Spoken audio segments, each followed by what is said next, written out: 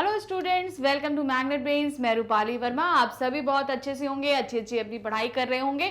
तो आज इसी पढ़ाई को और आसान बनाने के लिए हम आपके लिए एक नया वीडियो लेकर आए हैं। आज का जो नया वीडियो है हमारा वो है कंप्लीट चैप्टर रिवीजन। भाई कंप्लीट चैप्टर रिवीजन क्यों चाहिए? क्योंकि हमारे टेस्ट और एग्जाम होते रहते हैं, तो हमें रिवीजन तो चाहिए होता है ना। तो ये उसी समस्या के हल के लिए आपके लिए लेकर आई हूँ कि आप फटाफट रिवीजन कर लो।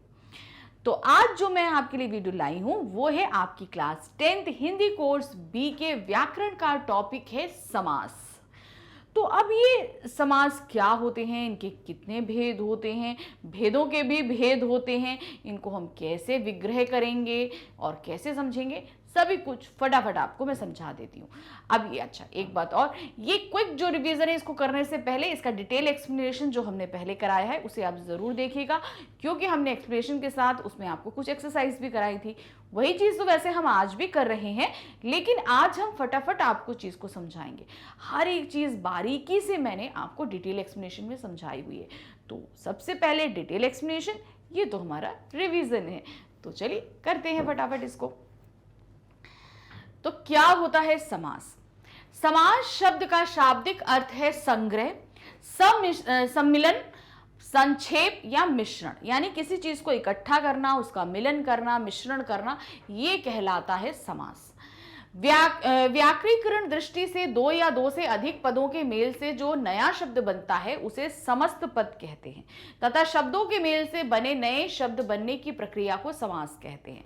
कहने का तात्पर्य है, दो शब्द ले लीजिए, उनको आपस में मिला लीजिए, या तीन ले लीजिए, उनको आपस में दो या दो से अधिक शब्द, उनको हम अगर आपस में मिला देते हैं, उस मिलाने की प्रक्रिया के बाद जो नया शब्द बनता है वो कहलाता है समस्त पद। और इस पूरी प्रक्रिया को हम क्या कहते हैं? समास बोलते हैं। तो एक तरीके से समस्त पद और समास एक ही चीज होती है, कंफ्यूज नहीं होइएगा, ठीक है। जैसे गंगा जल, रामावतार, पत्रोत्तर। तो यहां पर आप देख रहे हो गंगा जल, गंगा जल से आप क्या समझते हो? गंगा का जल। तो अब ये इतना लंबा था गंगा का जल, तो हमने इसको शॉर्ट कर दिया गंगा का जल, यानी कि हमने दो शब्दों को मिलाकर एक शब्द बना दिया। फिर उसी की तरह है रामा अवतार। तो राम का अवतार, रामावतार मतलब राम का अवतार, इतना बड़ा शब्द था तो उसको छोटा किया, रामावतार हो गया।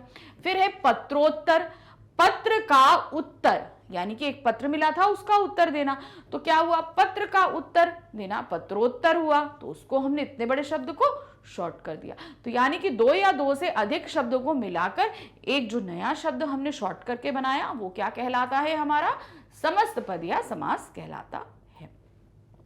वास्तव में कम से कम शब्दों से अधिक अर्थ प्रकट करना ही समास का मुख्य प्रयोजन है। अब समास की आवश्यकता क्यों पड़ी? यानी कि हम कम शब्दों का इस्तेमाल करें और उससे अधिक अर्थ निकले, तो इसलिए समास का जरूरत हमको पड़ी है। अब कभी कभी होता है कि भाई हम आपके पत्र का उत्तर देने में हमें बहुत विलंब हो गया, तो हम कहेंगे आपके पत्रोत्तर में थोड़ा विलंब हो गया, तो हमने शॉर्ट किया ना शब्द को। तो यहां पर इसी के प्रयोजन के लिए है। तो अब ये कैसे होता है? जैसे अब देखिए इतना बड़ा शब्द है, शुभ है जो आगमन। अब कितना बड़ा शब्द है, शुभ है जो आगमन, तो इसको अगर हम शॉर्ट करेंगे तो क्या होगा? शुभागमन। क्या हो जाएगा? शुभ आगमन। फिर नेक्स्ट है चक्र है पानी में जिसके, अर्थात जिसने हाथों में चक्र धारण किया हुआ है या चक्र पकड़ा हुआ है, पानी मतलब हाथ होता है, तो क्या बोलेंगे? चक्रपाणी, अर्थात विष्णु। चक्र तो एक ही ने धारण किया हुआ है ना, विष्णु जी ने, तो हम क्या बोलेंगे? चक्रपाणी अर्थात विष्णु। तो आपको समस्त पद और समास समझ में आ गया। अब इसका आगे क्या दिया है? समास के में दो पद होते हैं। अब पहले उसको समझेंगे तो कैसे, हम पहले विग्रह करने से पहले भाई तोड़ेंगे कैसे, क्या करेंगे? तो समस्त में दो पद होते हैं, पूर्व पद और उत्तर पद। क्या होता है? पूर्व पद और उत्तर पद। पहले पद को पूर्व कहते हैं, बाद के पद को उत्तर बोलते हैं।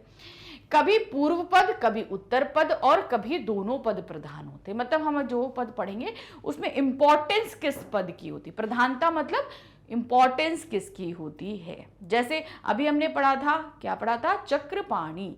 तो यहां पर आप देख रहे हैं दोनों ही पदों की इंपॉर्टेंस नहीं है, किसी तीसरे की इंपॉर्टेंस हो रही है ना, जो नया शब्द बन रहा है।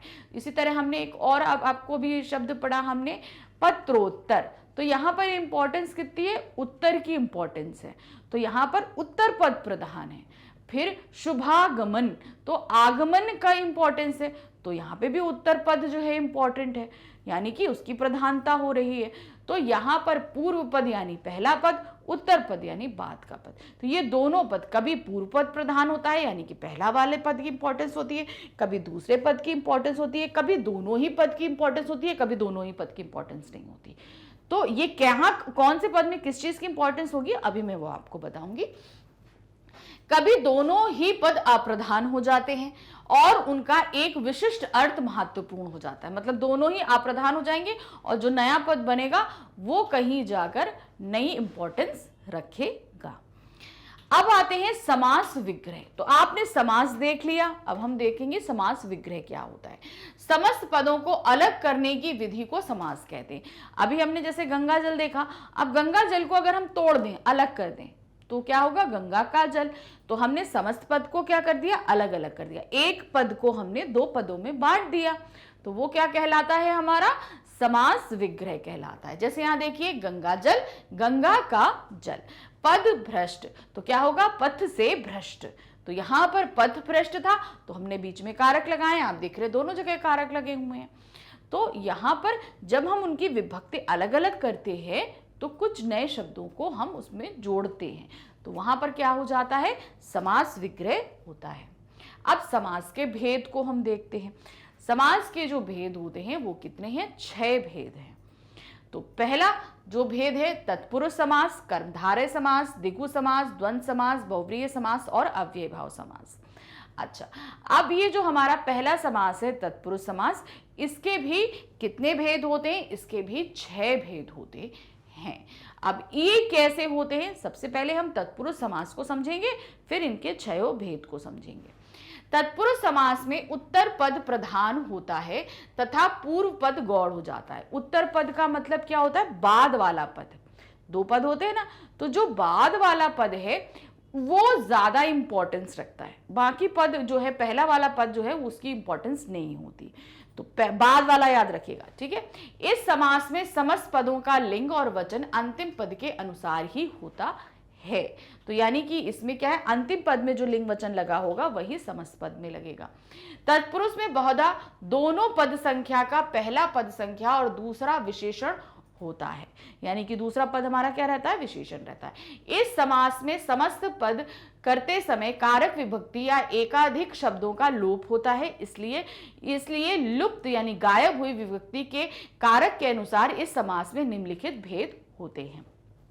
अब क्या है, जब हम इन जो हमारे समस्त पद हैं, जैसे हमने बताया कि जो विभक्ति, जैसे हमने अभी आपको बताया था पथ भ्रष्ट, तो पथ से भ्रष्ट। अब इसमें जो हम बीच में विभक्ति लगा रहे हैं ये क्या है, कारक है। कर्ता ने, कर्म को, करण से, कारक हम सभी ने पढ़े हैं ना, तो उसी के अनुसार इसके भेद भी होते हैं। तो अब इसमें जो आपको ध्यान रखने वाला तत्पुरुष समास में है बात, वो है कि ये उत्तर पद प्रधान होता है, पूर्व पद गौड़ होता है और इसमें कारक का इस्तेमाल होता है। तो कैसे होगा, उसी के अनुसार इसके भेद भी होंगे, ध्यान रखिएगा। पहला है कर्म तत्पुरुष। तो कर्म जो कारक होता है उसकी पहचान क्या होती है, कर्ता ने, कर्म को। तो को की इसकी पहचान, जहां पर भी विग्रह करने पर को लग रहा है वहां हमेशा कर्म कारक होगा। क्या दिया, कर्म तत्पुरुष के अंतर्गत समस्त पद में कर्म कारक की विभक्ति को का लोप हो जाता है, ठीक है। को यानी जैसे दिया है आतिथ्य अर्पण, अतिथि को अर्पण। अब आप यहां देख रहे हो को लगा है ना, तो इससे आप पहचानोगे। देखिए, जब आपको समास विग्रह करना हो यानी कि समास को अलग अलग करना हो या समस्त पद बनाना हो, दोनों ही कंडीशन में ध्यान रखिए, अगर को आ रहा है या को हटा रहे हैं तो वो हमारा हमेशा क्या रहेगा, कर्म तत्पुरुष समास रहेगा। दूसरा है परलोक गमन, परलोक को गमन। तो ये हमारा यहां पर आप देख रहे हैं को विभक्ति लगने के कारण यहां कर्म तत्पुरुष समास है पहला। दूसरा है करण तत्पुरुष। करण तत्पुरुष का जो विभक्ति होती है वो है से। यहां पर से हम पहचानेंगे कि यहां पर करण तत्पुरुष है। करण तत्पुरुष के अंतर्गत समस्त पद करण कारक की विभक्ति से के द्वारा का लोप होता है एवं पूर्व पद का उत्तर पद से संबंध स्थापित किया जाता है।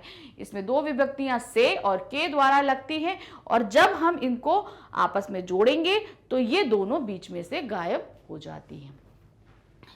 यहां पर दिया है गुण युक्त, गुणों से युक्त। जन्मांध, जन्म से अंधा, तो यानी कि यहां पर आप देख रहे हैं से और के द्वारा जहां पर लगता है वहां पर होता है कर्ण तत्पुरुष समास। नेक्स्ट आते हैं संप्रदान तत्पुरुष। तो यहां पर संप्रदान तत्पुरुष की जो पहचान होती है, विभक्ति होती है, वो होती है के लिए। संप्रदान तत्पुरुष के अंतर्गत समस्त पद में संप्रदान कारक की विभक्ति के लिए लोप हो जाता है। जो विभक्ति होती है के लिए, उसका वो मिट जाता है और मिटने के बाद जो समस्त पद बनता है वो हमारा क्या हो जाता है, संप्रदान तत्पुरुष समास। जैसे दिया है रसोई घर, अब क्या विग्रह क्या होगा, रसोई के लिए घर। युद्ध क्षेत्र, युद्ध के लिए क्षेत्र। तो अब यहां देख रहे हैं के लिए शब्द आ रहा है, इसलिए यहां पर क्या होगा, संप्रदान तत्पुरुष समास। नेक्स्ट आ रहा है अपदान तत्पुरुष समास। इसके भी पहचान से होती है। तो अब उस करण की भी से होती है, अपदान की भी से होती है। तो उसको हम कैसे पहचानेंगे, जहां पर से शब्द किसी चीज को अलग होने का बोध कर रहा हो वहां पर अपदान होता है। जैसे अभी हमने पढ़ा गुण युक्त, तो क्या था, गुण से युक्त। यहां पर कोई हमें अलग होने की बात नहीं हो रहा था। अगर हम बोले गुण से हीन, यानी कि क्या होगा, गुणहीन, किसी के पास गुण ही नहीं है, यानी गुण अलग हो गए उससे। तो यहां पर क्या होगा, आपका अपदान तत्पुरुष समास होगा। तो जैसे अपदान तत्पुरुष के अंतर्गत समस्त पद के अपदान कारक की विभक्ति का लोप होता है एवं पूर्व पद का उत्तर पद से संबंध स्थापित किया जाता है। तो समझ में आ गया, से कंफ्यूजन, से करण कारक में भी लगता है, अपदान में भी लगता है। या सिर्फ फर्क इतना होता है कि अपदान कारक में जो से लगता है वो किसी चीज से अलग, जैसे हम बोलेंगे पेड़ से पत्ते अलग हो रहे हैं, तो यहां पर से पत्ते अलग हो रहे हैं, गिर रहे हैं, उनसे फर्क गिर रहे हैं, तो यहां पर क्या होगा, से लगना अपदान कारक से होगा। जैसे रोग मुक्त, रोग से मुक्त, यानी कि उस व्यक्ति से रोग अलग हो गया। दूसरा है ऋण मुक्त, यानी कि जो जिस व्यक्ति ने भी ऋण लिया था वो ऋण से मुक्त हो गया, उससे ऋण खत्म हो गया। तो यहां पर आप देख रहे हैं वो कोई चीज अलग हो रही है, इसलिए यहां पर क्या होगा, आपका अपदान तत्पुरुष समास होगा। नेक्स्ट आते हैं संबंध तत्पुरुष समास। संबंध, जैसे आप बता रहे हो किसी चीज का संबंध बिठाना, इसकी जो विभक्तियां होती है का, की, के, ये तीन इसकी पहचान होती है। तो क्या होगा, संबंध तत्पुरुष के अंतर्गत समस्त पद की में संबंध कारक की विभक्ति का, की, के का लोप हो जाता है, यानी का, की, के जो है वो खत्म हो जाता है, तब संबंध कारक बन जाता है। भारत रत्न, भारत का रत्न। आज्ञा अनुसार, आज्ञा के अनुसार। घुड़दौड़, घोड़ों की दौड़। तो आप यहां देख रहे हैं का, की, के तीनों लग रहे हैं ना, तो ये किसकी पहचान है, ये संबंध कारक की पहचान, संबंध कारक की विभक्तियां हैं। तो यहां पर क्या होगा, संबंध तत्पुरुष समास होगा। अब नंबर 6 आते हैं नश्व आपका तत्पुरुष समास, यानी कि जहां पर हम ना का इस्तेमाल करते हैं वहां पर नश्व तत्पुरुष समास होता है। जैसे जिस समस्त पद में पहला पद नकारात्मक होता है उसे नश्व तत्पुरुष समास कहते हैं। जैसे अस्थिर, अस्थिर मतलब ना स्थिर। अज्ञान, ना ज्ञान मतलब जिसके पास ज्ञान नहीं। तो जहां पर नकारात्मक आप न शब्द का इस्तेमाल कर रहे हो वहां पर आपका क्या होगा, नश्व तत्पुरुष समास होगा। अब आते हैं हम अपने सेकेंड आपके समास के भेद पर। अभी तो हम पहला पढ़ रहे थे तत्पुरुष समास का, अब हमारे पास क्या आ रहा है आपका जो है दूसरा, कर्मधारय समास। कर्मधारय समास क्या होता है, कर्मधारय समास में पहला पद विशेषण तथा दूसरा पद विशेष्य होता है। पूर्व पद तथा उत्तर पद में उपमेय उपमान संबंध भी हो सकता है। आप ध्यान से देखिए, जहां पर पहला पद क्या है, विशेषण है, पहला पद क्या है, विशेषण है और दूसरा विशेष है। नीलकंठ, कंठ मतलब गला, और कैसा है, नीला। तो गला हमारा क्या है, संज्ञा है, और इसकी विशेषता क्या बता रहा है कि नीला है। यहां पर कर्मधारय समास में ध्यान रखिए, पहला पद आपका विशेषण और दूसरा पद विशेष्य होगा। तो यहां पर कर्मधारय समास होता है। इसका विग्रह कैसे करते हैं? विग्रह करने के बाद इसका विग्रह करने का तरीका, अभी तो हमने सा सी के का अब क्या बोल रहे हैं, तो अब नीलकंठ के बोलेंगे नीलाकंठ, ऐसा नहीं बोलते हैं। यहां पर हम कैसे बोलेंगे? नीला है जो कंठ। कर्मधारय समास का विग्रह हमेशा ऐसे ही करते हैं, नीला है जो कंठ, इस तरीके से हम करेंगे। जैसे पीला पीतांबर, तो पीला है जो वस्त्र, इसका विग्रह करने के तरीका अलग होता है। और हमेशा इसी तरीके कर्मधारय समास को जब आप पहचान लोगे तो उसका विग्रह हमेशा ऐसे ही करना है। जैसे हम यहां बोल रहे हैं परमानंद, परम है जो आनंद, तो यहां पर आनंद क्या है? भाववाचक संज्ञा है, उसकी विशेषता क्या बता रहा है? वो परम है। तो यहां पर पहला पद विशेषण और दूसरा पद क्या है? विशेष्य है। विग्रह पर ध्यान दीजिए, ध्यान से देखिए, नीला है जो कंठ, परम है जो आनंद, इसका विग्रह इसी तरीके से किया जाएगा, कोई गलती मत करिएगा। नेक्स्ट आते हैं नंबर 3, दिगु समास। जिस समासिक शब्द यानी कि समस्त पद का पहला पद संख्यावाची विशेषण हो उसे दिगु समास कहते हैं।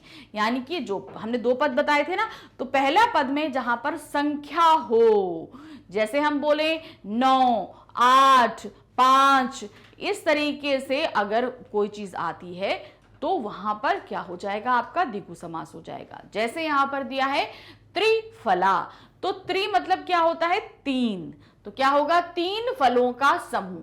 अच्छा, दिगु समास का जब भी हम विग्रह करेंगे तो 3 फलों का समूह, 3 फलों का समाहार, ऐसे शब्दों का इस्तेमाल करते हुए विग्रह करेंगे। हम ये नहीं बोलेंगे 3 फल, ऐसे नहीं आप विग्रह करोगे। ध्यान रखना, विग्रह करने के भी तरीके हैं कि आपने विग्रह कर दिया त्रिफला मतलब 3 फल, नहीं, इसको आप कैसे करोगे? 3 फलों का समूह। नेक्स्ट है नवरत्न, तो नव का क्या है? नव मतलब 9 हो गया, पहला पद संख्यावाची है। विग्रह कैसे कर रहे हैं? ध्यान दीजिए, नवरत्नों का समाहार। अब ये थोड़ी ना बोलेंगे 9 रत्न, नहीं, इसको हम कैसे करेंगे? नवरत्नों का समाहार, क्योंकि इस जहां पर बता रहे हैं, अब जैसे हम बोलेंगे चौराहा, तो क्या बोलेंगे? 4 राहों का समूह नहीं बोलेंगे, यहां पर आके 4 राहें मिल रही हैं, तो क्या बोलेंगे? 4 राहों का समाहार जहां पर आके मिल रही हैं। तो ये विग्रह करते समय ध्यान रखिएगा। नेक्स्ट आ रहे हैं नंबर 4, बहुव्रीहि समास। बहुव्रीहि समास क्या है? जिस समस्त पद में कोई भी पद प्रधान नहीं होता, दोनों पद मिलकर किसी तीसरे पद की ओर संकेत करते हैं, उसे बहुव्रीहि समास होता है। अब यहां पर क्या होता है? दोनों ही पदों में कोई इंपॉर्टेंस नहीं होती, ये दोनों ही मिलकर हमें किसी तीसरे पर्सन की तरफ इशारा कर रहे, तीसरे पद की तरफ इशारा, और वही पद इंपॉर्टेंट रखता है। जैसे यहां पर दिया है चतुर्मुख, 4 मुख हैं जिसके, अर्थात ब्रह्मा, तो क्या होगा? यहां पर तीसरा पद किसका निकला? ब्रह्मा जी का। विग्रह आप ऐसे ही करोगे, 4 है मुख जिसके, अर्थात ब्रह्मा। फिर है त्रिलोचन, 3 आंखें हैं जिसकी। अब 3 आंखें किसकी होती हैं? संसार में एक ही की तो 3 आंखें, अर्थात शिव, तो क्या होगा? त्रिलोचन अर्थात शिव। फिर है वीणा पानी, वीणा है पानी में जिसके। अब वीणा किसके होती है? सरस्वती जी के है ना, तो क्या हम लिखेंगे? सरस्वती जी। तो इसको हमेशा ध्यान रखिएगा, 4 है मुख जिसके, अर्थात यहां पर हो जाएगा ब्रह्मा। फिर यहां पर त्रिलोचन अर्थात शिव, फिर यहां पे हो जाएगा सरस्वती। तो इस तरीके से करेंगे हमेशा, चतुर्मुख, 4 है मुख जिसके, अर्थात ब्रह्मा। अब आप कंफ्यूज करोगे, देखो यहां चतुर है, त्रिलोक है, कि यहां तो पहला पद संख्यावाची है, तो इसको पहचानने का सबसे अच्छा तरीका हम आपको बता दें कि यहां पर हम कैसे ऐसे व्यक्ति की बात कर रहे होंगे जो विश्व में सिर्फ एक है। याद रखना, हमेशा बहुव्रीहि समास में हम ऐसी बात करते हैं जैसा दूसरा कोई है ही नहीं। जैसे हम दशानन बात करेंगे तो दशानन 10 मुख हैं जिसके। अब 10 मुख किसके होते हैं? सिर्फ रावण के हैं। तो ऐसे बोलेंगे। हम बोलेंगे लंबोदर, लंबा है उदर जिसका। अब ये किसके लिए इस्तेमाल करते हैं? अर्थात गणेश, है ना। तो ये चीज है। गजानन, गज है, गज के समान आनन है जिसका, तो अब ये कौन है? गज के समान, हाथी के समान जिसका मुख होता है वो कौन है? गज के समान मुख है जिसका, अर्थात गणेश। तो यहां जो बहुव्रीहि समास में हम इस्तेमाल करते हैं, ये विश्व में सिर्फ एक ही होते हैं, इनके समान कोई दूसरा नहीं होता है, ये ध्यान रखिएगा। नंबर 5 हम आ रहे हैं द्वंद्व समास। द्वंद्व समास में क्या होता है? जिस समास में दोनों ही पद प्रधान हो और जिसमें पदों को मिलाने हेतु समुच्चयबोधक शब्दों और जिनमें पदों को मिलाने वाले समुच्चयबोधक शब्दों और तथा या अथवा एवं का लोप हो गया हो, उसे द्वंद्व समास कहते हैं।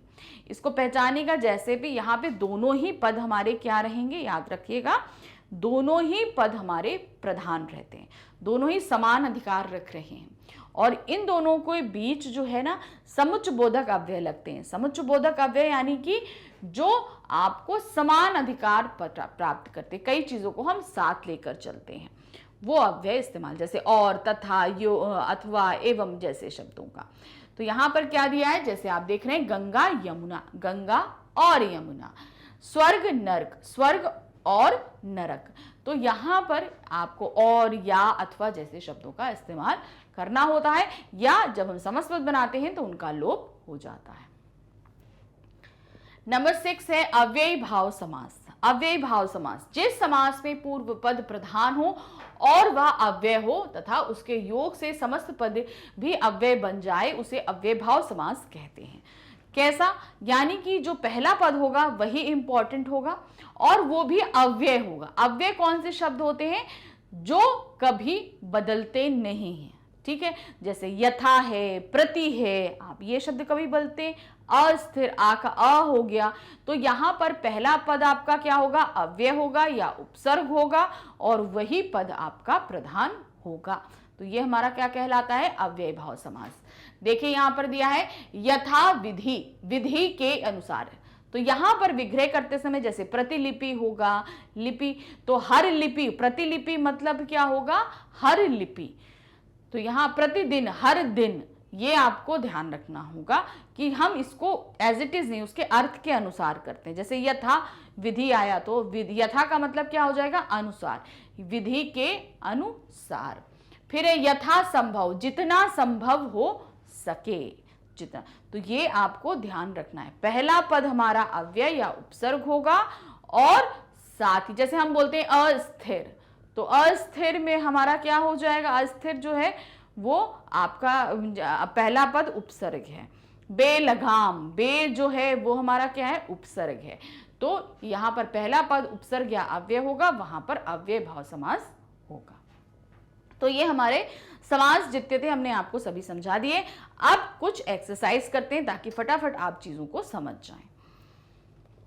तो पहला जो प्रश्न आ रहा है वो है समास का शाब्दिक अर्थ बताइए। इसका शाब्दिक अर्थ क्या होता है? समास का शाब्दिक अर्थ है संग्रह, सम्मिलन, संक्षेप आदि। तो ये इसका शाब्दिक अर्थ होता है, इसको शब्द के अनुसार। नंबर 2 है समास के कितने भेद होते हैं? प्रत्येक का नाम लिखिए। समास के 6 भेद होते हैं। तत्पुरुष समास, कर्मधारय समास, द्विगु समास, द्वंद्व समास, बहुव्रीहि समास, अव्ययी भाव समास। ये आपके 6 नाम होते हैं, इनको आप अच्छे से रट लीजिए और समझ लीजिए। नेक्स्ट क्वेश्चन है निम्नलिखित समस्त पदों का विग्रह कीजिए और समास के नाम भी लिखिए। कुछ समस्त पद दिए हैं, आपको इनका विग्रह करना है और उनके नाम लिखने। समस्त पद क्या है? देव मूर्ति, जब विग्रह करेंगे तो क्या हो जाएगा? देव की मूर्ति। अब यहां पर की लगा है तो ये क्या हो जाएगा? संबंध तत्पुरुष समास। फिर आ रहे हैं हस्तलिखित, तो क्या होगा? हाथ से लिखित या हस्त से लिखित। इसका विग्रह अब से लगा है तो यहां पर हम क्या नहीं बोल सकते? ये अपदान तो है नहीं, क्योंकि यहां पे अलग नहीं हो रही है कोई चीज, से लगा है तो इसलिए यहां पर क्या होगा? करण कारक। नेक्स्ट आते हैं क्रीड़ा क्षेत्र, तो क्रीड़ा के लिए क्षेत्र। अब यहां पर विभक्ति लगी है क्या आपकी? के लिए, तो ये किसकी विभक्ति है? संप्रदान तत्पुरुष की। तो यहां पर क्या आएगा? संप्रदान तत्पुरुष समास। फिर समस्त पद है कुल परंपरा, कुल की परंपरा। अब की हमारी विभक्ति किसकी है? संबंध कारक की, तो यहां पर क्या हो जाएगा? संबंध तत्पुरुष समास। नेक्स्ट आते हैं यथाशक्ति, तो ये क्या हो जाएगा, शक्ति के अनुसार। तो यहां पर पहला पद हमारा क्या आ रहा है, अव्यय आ रहा है, इसलिए ये होगा अव्यय भाव समास। नेक्स्ट है नंबर 4, निम्नलिखित विग्रहों में समस्त पद बनाइए तथा समास का नाम लिखिए। अभी हम समस्त पद से विग्रह कर रहे थे, अब हम विग्रह से समस्त पद बनाएंगे और फिर उसका नाम लिखेंगे। तो यहां क्या दिया है, कार्य में रत, तो क्या आ रहा है यहां पर, कार्यरत। अब में लगाने के जाना, यहां पर क्या हो जाएगा, अधिकरण तत्पुरुष समास। नेक्स्ट आते हैं चंद्र की कला, की लगा है, हमने इसका समस्त पद बनाया तो क्या हो गया, चंद्र कला। की लगा हुआ था तो ये क्या हो जाएगा, संबंध तत्पुरुष समास। नेक्स्ट आते हैं नीला है जो गगन, अब इसको समस्त बनाएंगे तो क्या हो जाएगा, नील गगन। अब आप यहां पर देख रहे हो, पहला पद हमारा विशेषण है, दूसरा पद हमारा विशेष्य है, तो यहां क्या होगा, कर्मधारय समास। क्या है ये, कर्मधारय समास है। उसके बाद आते हैं देश से निकाला, अब क्या है, देश से हम अलग कर रहे हैं, तो यहां पर फिर क्या हो जाएगा, देश से निकाला, समस्त पद बनाया तो क्या हो गया, देश निकाला। फिर देश से निकाल रहे हैं, अलग कर रहे हैं, तो यहां क्या आएगा, अपदान तत्पुरुष समास। नेक्स्ट है बिना लगाम के, तो यहां क्या होगा, बेलगाम। क्या हो जाएगा, बिना का मतलब क्या हो गया, बेलगाम। तो पहला जो हमारा आ रहा है वो क्या है, आपका अव्यय उपसर्ग है। तो अब उपसर्ग कौन से समास में आता है, अव्यय भाव समास में आता है। तो यहां पर क्या हो जाएगा, अव्यय भाव तत्पुरुष, सॉरी अव्यय भाव समास यहां पर आ जाएगा, आपका अव्यय भाव समास आ जाएगा। तो अब आपको यहां पर ये चीज क्लियर हो गई पूरी तरीके से कि समास क्या होते हैं, इनको हम कैसे पढ़ते हैं, कैसे समझेंगे, और कुछ एक्सरसाइज भी कर ली। ध्यान रखिएगा, बहुत इजी है, बस थोड़ा सा ध्यान देने की जरूरत है, कौन सा पद है, क्या है, आप फटाफट इन सारी चीजों को कर लेंगे। तो ये जो वन शॉट रिवीजन है ना हमारे, ये सिर्फ हिंदी में ही नहीं है, आपके सभी सब्जेक्ट्स के लिए वन शॉट रिवीजन आ रहे हैं। तो अब इन वन शॉट को हम देखेंगे कैसे, उसके लिए आपको सिंपल क्रोम पे जाना है, मैग्नेट ब्रेन टाइप करेंगे, आप ऐप के थ्रू भी एंटर हो सकते हैं, कोई दिक्कत नहीं। लेकिन आप जैसे ही आएंगे मैग्नेट ब्रेन पे, तो आपके सामने एक पेज ओपन होगा जहां पर नीचे की साइड में सीबीएसई इंग्लिश मीडियम लिखा होगा। जैसे आप इसे क्लिक करोगे, आपके सामने यहाँ पे आ जाएगा, देखिए वन शॉट रिवीजन। आप इस वन शॉट रिवीजन को जैसे ही क्लिक करेंगे, आपके सामने वो सभी क्लासेस आ जाएंगे जिनमें वन शॉट रिवीजन अवेलेबल है। आप देख रहे हो 7th 8th 9th 10th 11th 12th। तो अब आपको अपनी क्लास देखनी है, आपकी क्लास क्या है, 10th। यहाँ पे वॉच नाउ लिखा है ना, बस आपको ये वॉच नाउ क्लिक करना है। जैसे ही आप क्लिक करोगे, आपके सामने क्लास 10th के वन शॉट रिवीजन की पूरी प्लेलिस्ट आ जाएगी। देखेंगे आप इसमें ये सभी सब्जेक्ट्स हैं, physics, chemistry, bio, maths, information technology, history, civics, geography, economics, English, Hindi, Sanskrit. तो देखिए सभी कुछ दिया है, तो आप कोई भी वीडियो दे सकते हैं। मान लीजिए आप सपोज आपको हिंदी में ही देखना है, तो अब आप क्या करोगे, यहाँ पे Hindi full chapter one shot revision आप यहाँ पे क्लिक करोगे। क्लिक करते ही आपके सामने क्या होगा, बुक वाइज आपकी बुक्स है ना कई सारी, तो आपकी बुक्स आ जाएंगी। फिर बुक के बाद ही आपका क्या हो जाएगा, उसमें आगे आप उसको क्लिक करोगे तो आपके चैप्टर्स आ जाएंगे। तो जो भी बुक पढ़नी है, जो भी चैप्टर देखने हैं, उसे आपको क्लिक करना है। जैसे ही क्लिक करेंगे, आपके सामने इस तरीके से वीडियो स्टार्ट हो जाएगा। अब आपको करना क्या, आपको सिर्फ अपना ये वीडियो देखना है, रिवीजन कंप्लीट करना है, क्योंकि भाई एग्जाम आने वाले हैं, टेस्ट होने वाले हैं, तो रिवीजन हो जाएगा हमारा। रिवीजन जैसे ही कंप्लीट आपका हो जाता है तो आप निश्चिंत हो जाइए, क्योंकि कहीं पर भी आपका टेस्ट या एग्जाम हो, आप इसे फटाफट दे सकते हैं। हमारा चैनल बहुत कोशिश करता है कि आपकी पढ़ाई में किसी तरह की बाधा ना हो, इसीलिए हमारे चैनल पे आपको 100% फ्री एजुकेशन प्रोवाइड कराई जाती है। इसके लिए हम आपसे कोई भी पेमेंट नहीं लेते हैं। साथ ही यहाँ जितना भी कंटेंट है ये टोटली अरेंज्ड है, यानी कि आप देखेंगे class wise, subject wise, book wise, chapter wise, topic wise, हर एक चीज़ टोटली अरेंज है कि एक टॉपिक पढ़ने के बाद दूसरा आपको इधर उधर खोजना नहीं पड़ता। तो इसीलिए हम ये चाहते हैं कि आप हमारे चैनल के साथ बने रहिए। इसे लाइक, सब्सक्राइब, शेयर ज़रूर कीजिएगा। Thank you for watching, bye bye.